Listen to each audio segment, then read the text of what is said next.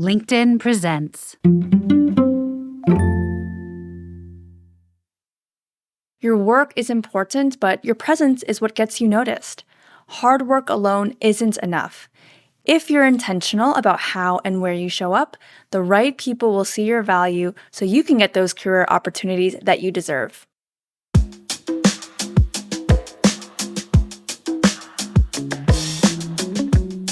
Good morning. I'm Michael Kovnat, and this is the Next Big Idea Daily, quick masterclasses from the best new books written and read for you by the authors themselves.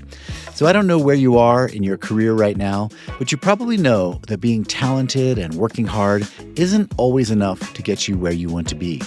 That's because in today's world, you don't want to just be good at your job, you want to be noticed, and that can call for an entirely different skill set. Today's guest is Lorraine K. a global keynote speaker and an instructor at Stanford Continuing Studies and LinkedIn Learning, and someone who knows firsthand how easy it is to be overlooked until you learn the secret of unforgettable presence.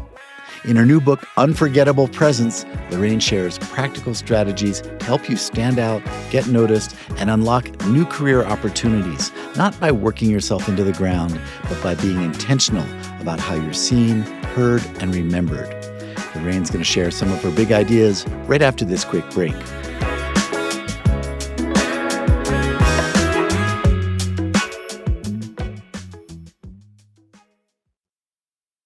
From LinkedIn News, I'm Leah Smart, host of Everyday Better, an award-winning podcast dedicated to personal development. Join me every week for captivating stories and research to find more fulfillment in your work and personal life. Listen to Everyday Better on the LinkedIn Podcast Network, Apple Podcasts, or wherever you get your podcasts.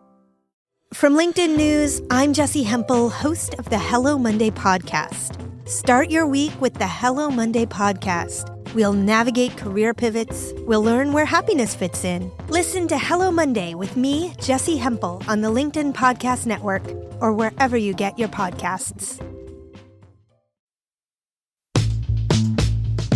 Hard work alone isn't enough. For most of my career, I believed that if I worked hard, I would get ahead and eventually get that promotion. I delivered results, I took on high-priority projects, and I was well-liked by my colleagues. But when it came to promotions and leadership opportunities, I kept watching others who were sometimes less experienced or newer to the team get tapped for them while I stayed in the background. It took me more years than I'd like to admit to realize that getting ahead isn't just about how good your work is. It's about how and where you're seen.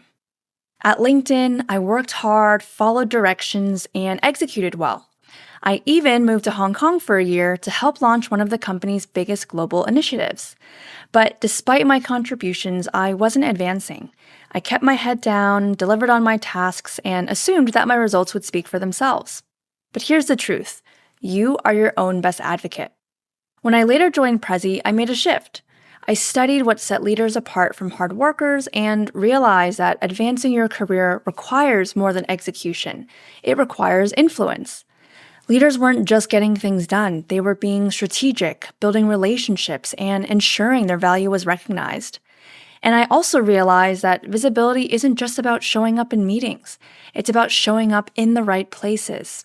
In today's digital-first world, our presence extends beyond physical office spaces.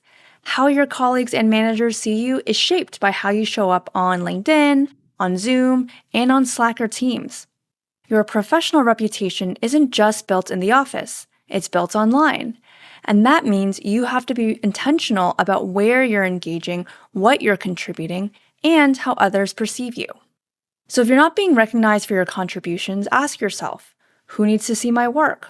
Where am I making my presence known? Am I showing up in the spaces where decision makers pay attention? Your work is important, but your presence is what gets you noticed. Hard work alone isn't enough. If you're intentional about how and where you show up, the right people will see your value so you can get those career opportunities that you deserve. One of the biggest career accelerators isn't just what you know, but how you communicate it. Earlier in my career, I didn't see myself as a strong public speaker. I was shy, quiet, and did not like the spotlight. But I learned that being a confident communicator, whether in meetings, presentations, or even emails, is a game changer. Think about it. The people who get promoted, who get buy-in for their ideas, who are seen as leaders, they aren't just the ones doing great work. They're the ones who articulate their value with clarity, confidence, and conviction. A lot of people avoid public speaking, but the truth is it's one of the most valuable skills you can develop. I saw this firsthand at Prezi, where I worked with some of the best speakers and learned what makes presentations engaging, informative, and memorable. While you don't have to be a keynote speaker for these skills to matter, every meeting, email, and conversation is a chance to show up with confidence and be seen as a strong, reliable leader. So, how can you start strengthening your communication presence today? First, be mindful of your language. Many people, especially those who are shy or hesitant, use minimizing language that undermines their authority. For example, instead of saying, "Does that make sense?" try saying, "Let me know if you have any questions." Or instead of, "I'll try to get it done by next week," say, "I will get this done by Tuesday." Small tweaks like this can make a huge difference. Next, let's talk about those nerves. Public speaking can trigger a fight or flight response for a lot of us. But nerves aren't a bad thing. They show that you care.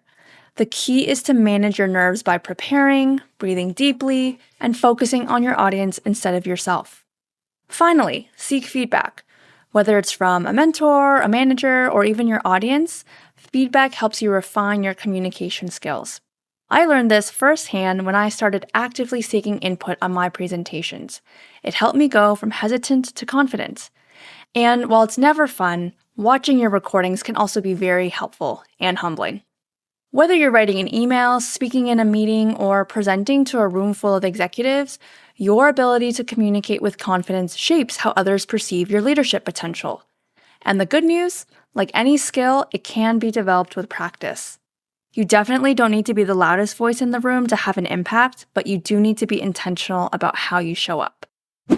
One of the biggest game changers in my career was finding the right people to advocate for me. Most people understand the idea of having a mentor, someone who guides you, gives advice, and helps you grow. But a mentor alone isn't enough. And most of us are over-mentored. Instead, you also need a sponsor, someone who actively champions you when you're not in the room. At LinkedIn and Prezi, I was fortunate to have mentors who gave me invaluable guidance. But when I wanted to step into leadership, I realized I needed more than advice. I needed someone willing to say, "Lorraine is ready for this opportunity," in rooms I wasn't in. Sponsors play a more direct role in career advancement. They don't just guide you, they advocate for you. They're the ones who bring up your name for promotions, stretch assignments, or leadership roles. And research backs this up. Professionals with strong sponsors are more likely to advance than those without them. So how can you find these advocates? First, look for leaders who notice your work and align with your career goals. Engage with them, ask thoughtful questions, and build genuine relationships. If they see your value and potential and know your great work will reflect positively on them, they're more likely to advocate for you when opportunities arise. Second, don't be afraid to ask. Many of us assume that if we work hard, people will notice, but like we already talked about, that's not always true. Sometimes you need to make it clear that you're looking for growth and would appreciate someone's guidance or support. And finally, be proactive in maintaining these relationships. Keep your mentors and sponsors updated on your wins, seek their advice, and express gratitude for their support. Having both mentors and sponsors is one of the most powerful ways to accelerate your career. When you combine great work with strong advocates, doors will open faster and more opportunities will come your way. Networking doesn't have to feel transactional. When you hear the word networking, what's your first reaction?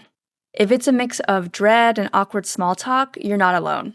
A lot of professionals, especially introverts, see networking as forced, transactional, or just plain uncomfortable. But here's the thing.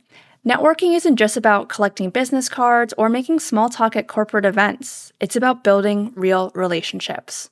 For a long time, as an introvert, I struggled with networking too. It felt overwhelming, and I wasn't sure how to do it in a way that felt natural.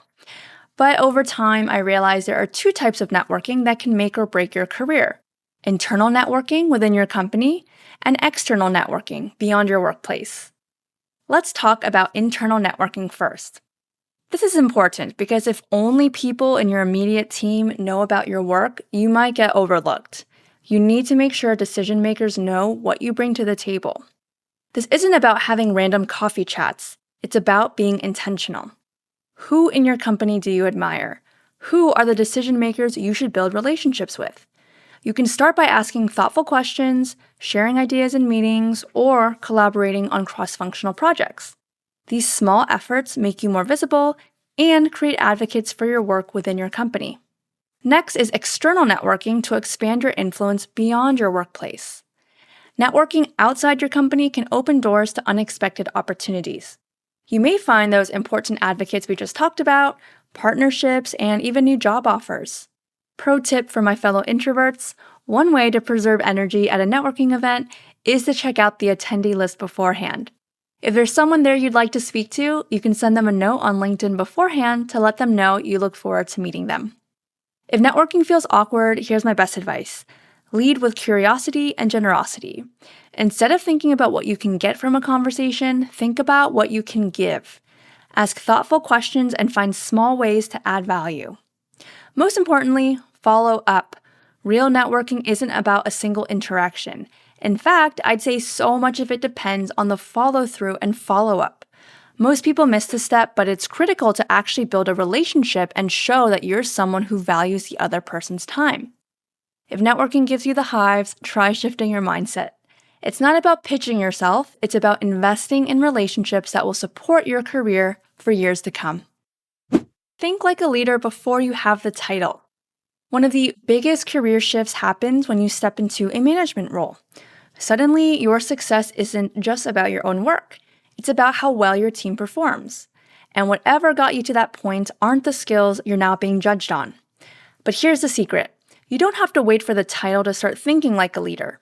In fact, the earlier you adopt a leadership mindset, the more prepared you'll be when the opportunity comes. I love the example from the TV show Superstore, where Amy, played by America Ferrera, gets promoted from floor clerk to store manager. She's excited, but immediately realizes that her team now sees her differently. The job isn't just about working hard anymore. She has to think about strategy, manage relationships, and navigate a new level of responsibility. And she's not alone. Many of us assume that leadership is about getting the role, but really it's about how you approach your work long before that. When I became a manager for the first time, I felt an enormous amount of pressure to be perfect, to prove that I belonged. But what I learned was that great managers don't have all the answers. Instead, they take ownership, build strong relationships, and focus on advocating for their team, not just themselves. They don't just complete tasks, they think about how their work impacts the bigger picture. I also realized that leadership isn't about doing more. It's about thinking differently. Instead of focusing only on my own to-do list, I started asking bigger questions. How can I make an impact beyond my immediate role? How can I help my team succeed? If you start thinking like a leader before you have the title, you'll be prepared and make it easy for decision makers to see you as the obvious choice for that next step. Leadership isn't something you wait for. It's something you can step into now, so when the opportunity comes, you're already leading. Thank you, Lorraine. All right, everyone, you can get a copy of Unforgettable Presents wherever you get your books. And if you'd like more big ideas like this, head over to your app store and download the Next Big Idea app. It'll give you access to thousands of big ideas from hundreds of smart writers. I'm Michael Kovnat. See you tomorrow.